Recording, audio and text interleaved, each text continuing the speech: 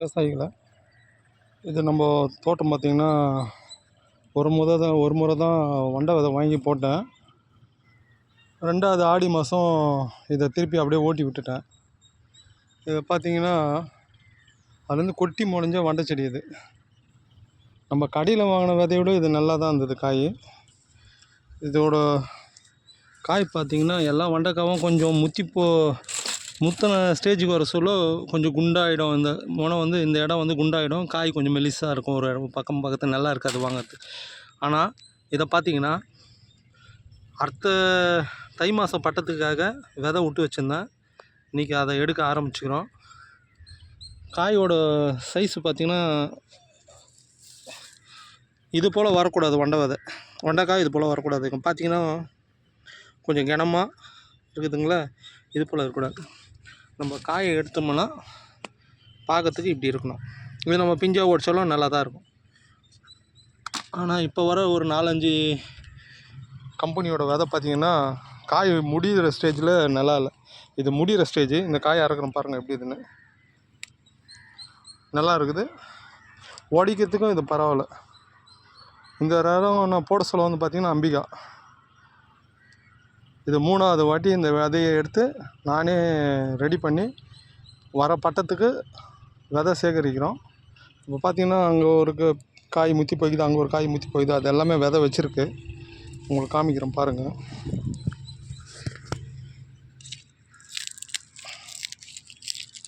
பாருங்கள், நம்ம கடையில் போய் வாங்கினோமா ஒரு 1/4 கிலோ விதை எவ்வளோ சொல்கிறானுங்கன்னா 2000 ரூபாய் 2200 சொல்கிறானுங்க.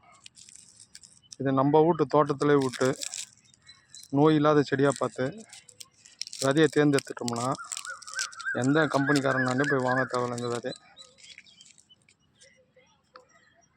எப்படி பாருங்கள், இதான் ஒரிஜினல் விதை. அவங்க இதையே எடுத்துன்னு போயிட்டு கொஞ்சம் ரசாயனம் தடவி அதை ஒரு ரேட்டு ஒன்று பேக்கெட்டு வச்சு பேக்கெட்டில் அவங்க பிராண்ட் நேம் போட்டு அதுக்கு ஒரு சீல் போட்டு அதுக்கு ஒரு ரேட்டு வச்சுருவாங்க. நம்மளும் அது சூப்பராக இருக்கும், அதை வாங்கினா நல்லா காய்க்கும், இன்னும் நம்மளை நம்பி போய் வாங்கி அதில் வைரஸ் வரும், சரியாக காய்க்காது, செடி வளரும், எல்லாமே இருக்குங்க. அதில் கம்பெனி பிராண்ட்னால இதெல்லாம் அதில் இருக்குது. இது உள்ளே பார்த்திங்கன்னா நம்ம வண்டை செடி வைக்க சொல்லவே இப்போ வேற முளை சொல்ல கொய்யா செடி வாங்கிட்டு வந்து வச்சுட்டேன். இப்போது இதை சுத்தம் பண்ணிட்டா உள்ளே வந்து கொய்யா செடி ஃபார்ம் ஆகிடும். ஏற்கனவே கொஞ்சம் கொய்யா தோட்டம் வச்சுக்கிறேன் பாருங்கள். வச்சு 6 மாதம் காலம் ஆயிடுச்சு. இப்போ தான் ஈல்டு வர ஆரம்பிச்சுக்குது. அதனால் வீடியோ பார்க்குறீங்கன்னா நீங்கள் விவசாயிங்களாக இருந்தீங்கன்னா உங்கள் தோட்டத்து வெண்டைக்காவை நீங்களே முத்த விட்டு வண்டை வர எடுத்து வச்சு வர போகத்துக்கு போடுங்க. போட்டால் தானே தெரியும். நம்ம போடாமல் எப்போவுமே கம்பெனிக்காரன் விற்கிற வண்டை வரையே வாங்கிட்டு வந்து போட்டுன்னு இருந்தால் காலத்துக்கும் நம்மளுக்கு நஷ்டம்தான். இது ஒரு வாட்டி பண்ணி பாருங்கள். நல்லா இருந்துச்சுன்னா அதுவே எடுத்துக்க வேண்டியது தான். எப்படி இது பாருங்கள், ஒரு காய் இருந்தாலும் நல்லா அருமையாக இருக்குது. இதுவும் காப்பு பார்த்திங்கன்னா எப்படியும் ஒரு 36 காப்பு காய்ச்சிது. 36 37 காப்பு கிட்ட இருக்குது. இந்த செடியில் பார்த்திங்கன்னா தெரியுதுங்களா, லைனாக காய் ஒடிச்சிக்கிறேன்.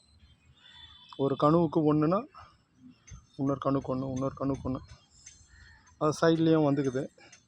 இப்போ நம்ம சீவிட்டு மருந்து போட்டாலும் ஓரளவு தேற்றலாம். ஆனால் கொய்யா செடி அடி வாங்கிடும். அதனால் கொய்யா செடியை மேலே தூக்கின்னு வரணுன்னா இவங்களை க்ளீன் பண்ண தான் அவங்க ஏர் ஓட்டி விட்டு நம்ம எரு எல்லாம் வச்சோம்னா கொய்யா செடி வந்து கொஞ்சம் டாப்பில் வந்துடுவார். அதனால் கம்பெனிக்காரனை நம்பி போகாதீங்க. உங்கள் தோட்டத்தில் வண்டை செடி போட்டிங்கன்னா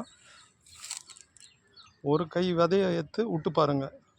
நீங்கள் வாங்கின்னு வந்தும் போட்டு பாருங்கள். இது ஓகேன்னா அதே கரெக்டாக ஃபாலோ பண்ணிக்கங்க.